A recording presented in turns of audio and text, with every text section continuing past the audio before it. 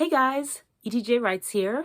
Today I just wanted to hop on and talk to you guys about some books that I've been reading recently, some that I finished, and a couple that I'm still reading.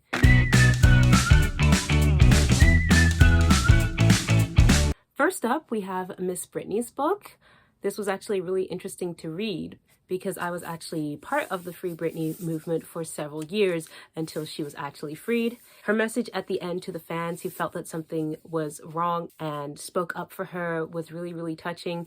And it was really interesting to see all the different details of her life. Now, I knew a lot of it already, and especially all the legal stuff concerning the conservatorship. All of us who were in the Free Britney movement really sussed that out. And if you want a really good in-depth analysis of the whole situation, I definitely recommend that you check out Deep Dive on YouTube. They have a really excellent Britney series that goes through publicly available footage and puts together the whole story from what was known at the time. I listened to the audiobook of this one, and even though the lady doesn't really sound like Britney, at the same time she kind of did, and she did a great job reading certain passages. I almost felt like I could hear Britney at certain points, although the part that really bothered me and that fell off was when she was reading the testimony that Britney gave when she spoke live at the court, because listening to that audio was the most chilling yet vindicating thing. All of us had been saying that all this stuff was happening behind the scenes, and we were dismissed as conspiracy theories and people who didn't know anything about anything.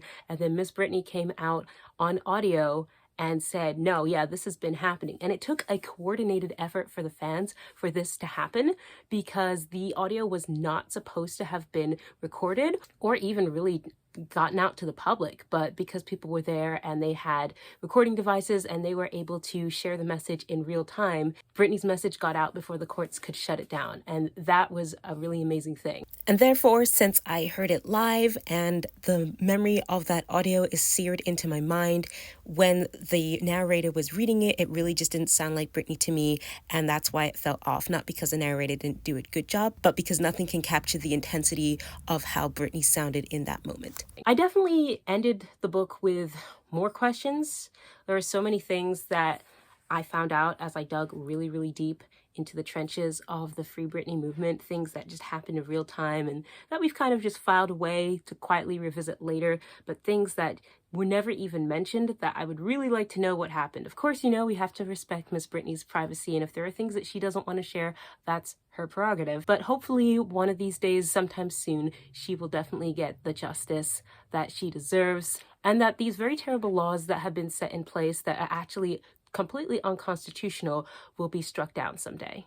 Another book that I read that was nonfiction is this one, A Style and Status by Susannah Walker. I was actually introduced to this book because of a podcast I listened to by LaDosha Wright and Cheryl Morrow, and there's some really interesting stuff in this book. Nonfiction really isn't my thing, but I always am interested in learning about hair, and that's part of the beauty process. And so I got this book and I read it, and I really learned quite a bit. It was kind of tough reading because it was put together initially as a paper, and so it feels very, very academic, and sometimes that feels like you're studying for school all over again. But if you want to learn about selling beauty to African American women from 1920 to 1975, this is the book for you to get. I also got into reading Solo Leveling. I saw someone's avatar and I thought, hey, that looks like a cool character. I asked them about it and they said, oh, it's from this really cool manhwa. You should totally check it out. So I did, and I really liked it. Not my favorite in the world. I think the main character gets way OP way too quickly, but it was fun, and I read it before I even knew there was an anime coming out, so that was super cool. I was able to have the whole thing done, and now as I'm watching the anime, I'm watching with the knowledge of what happens, and the foreshadowing is really good, so it's fun to watch those scenes and be like, oh, but this is really happening in the background. So if you like stories that have kind of a video game vibe to them, definitely check out Solo Leveling. Another few books that I've been reading lately are the books in the Dresden Codex series by Jeff Wheeler.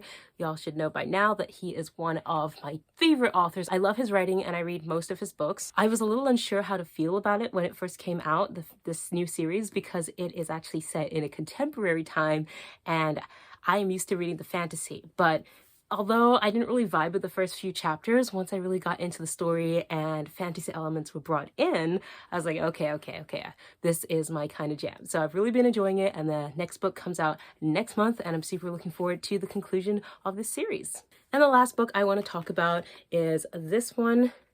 It's an interesting one. I actually picked up a couple of the books at a used bookstore years ago, and I figured I needed to have the whole series because I couldn't just jump in on the last book. So I went ahead and I got the first book, and I've been reading it, and yeah, it's interesting. I definitely like the main plot and the main character and how the story is woven together. It's really nice to see good storytelling, and I love reading older books that have really nice writing, but the religious themes aren't really doing it for me. And by that I mean the author obviously has a bias against Christianity, and it just, even though she's set up a really interesting fantasy system, it bothers me. And that's my true honest opinion. So I honestly don't know if I'm going to finish the series when I finish this book, because every time I read it and then she says something that I'm just like, yeah, but that's Roman Catholicism though, it's not all Christianity. I'm like, it's just not vibing with me. So a lot of good things about this book, but the spiritual stuff just isn't my cup of tea. But isn't this bookmark so cute? One of my little students made it for me, and I just love it. So I've been using that to mark my place. I'm only about 20 pages away from the end, so maybe I'll come back to you with an update. I might dabble into the second book a little bit, because as far as I understand it, she starts kind of in the medieval ages and then ends up in our modern times. So if the second book I vibe with it more, then maybe we'll continue reading it. If not, I might have to DNF this series, but I hate DNFing books, so I'm gonna make it to the end and see what happens. That is all for now, just a little quick update. Don't forget, you can get my books, Tedenbarr of Lath and THORUNN, online anywhere where books are sold. They're available in both print and digital format. I'll see you all next time, and until then, happy reading.